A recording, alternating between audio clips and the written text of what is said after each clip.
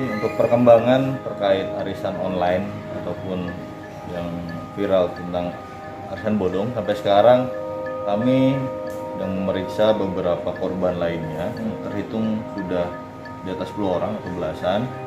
Adapun untuk kerugian taksiran awal sudah sampai ratusan juta, namun memang kami belum bisa pastikan karena belum semua korban datang untuk melapor di Polrestabes Makassar.